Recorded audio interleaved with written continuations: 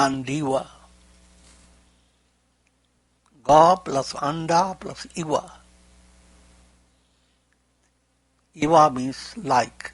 Ga is gati. Gati is like egg bursting, hatching out. The egg is potentiality of Brahman within yourself. Aham Brahmasmi is your potentiality. That's the type of egg you are confined to.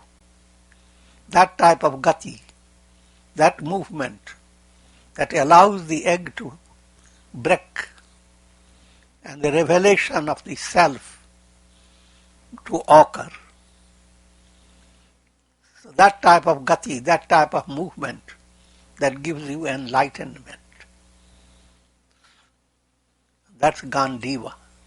In other words, be a yogi, yoga in an integral way, all the four yogas, well awakened, well harmonized, and well in, as if in a melodious pattern. That's the subtle meanings behind all this.